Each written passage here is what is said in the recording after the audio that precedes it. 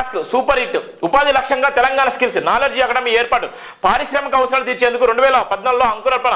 అధికారంలోకి రాగానే ప్రారంభించిన కేసీఆర్ ప్రభుత్వం 10 ఏళ్ల వ్యవధిలో 9.84 లక్షల మందికి ప్రయోజనం. పాలసీ రిపోర్టులో ప్రశంసలు కురిపించిన నీతి ఆయోగ్. కేసీఆర్ ప్రభుత్వం దర్శనికత ఇదే నిదర్శనం. కేటీఆర్ ప్రత్యేక రాష్ట్రాల తెలంగాణ బిడ్డలకు నైపుణ్యాన్ని పెంపొందించి తద్వారా ఉపాధికి బాటలు వేయాలని రాష్ట్ర తొలి ముఖ్యమంత్రి బీఆర్ఎస్ అధినేత కేసీఆర్ భావించారు. అప్పుడే వారి భవిష్యత్తుకు తరాలు బాగుంటాయని సంకల్పించారు. ఈ క్రమంలో 2014లో అధికారంలోకి వచ్చి రాగానే అప్పటి బీఆర్ఎస్ సర్కారు Telangana academy of skills and knowledge టాస్క్ను లాభాపేక్ష లేకుండా ప్రారంభించింది. ఇప్పుడు ఆ టాస్క్ జాతీయ స్థాయిలో ప్రత్యేక గుర్తింపు లభించింది.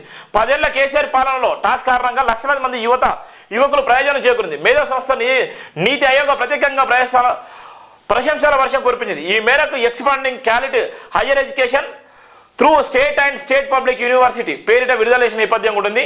అప్పుడు ఏదైతే టాస్క్ ఉందో ఆ టాస్క్ సంబంధించిన సక్సెస్ అయిన నేపథ్యం ఉంది. 9.84 లక్షల మంది నైపుణ్యం పొందినటువంటి విద్యార్థులు, 35,000 మంది ఉద్యోగులు పొందినటువంటి నేపథ్యం ఉంది. శిక్షణ పొందినటువంటి అధ్యాపకులు 18,650 మంది లబ్ధి పొందినటువంటి కాలేజీలు 761, ఒప్పందం చేసుకున్నట్టు పారిశ్రమలు 80. ఇక్కడ ఉన్నటువంటి ఏదైతే కేసీఆర్ టాస్క్ సూపర్ హిట్ ఉందో దానికి సంబంధించినటువంటి ప్రధానంగా తీసుకొని ఇలా స్కిల్ డెవలప్మెంట్ అనే ఆ స్కీమును కూడా కేసీఆర్ను తీసుకొచ్చినటువంటి స్కీమునే ఇలా రేవంత్ రెడ్డి కాపీ కొట్టుకుని దానిలో భాగంగానే ఇలా ఈ స్కిల్ డెవలప్మెంట్ యూనివర్సిటీ అనేటువంటి నేపథ్యం ఉంది. ఆయన గతంలోనే చేసిండు. దానికి సంబంధించిన ఇప్పటికే ప్రశంసలు ఉన్నాయి అని చెప్తున్నటువంటి నేపథ్యం కూడా చూస్తున్నాం మనం ఇక్కడ ప్రధానంగా ఉన్నటువంటి వార్తలకు.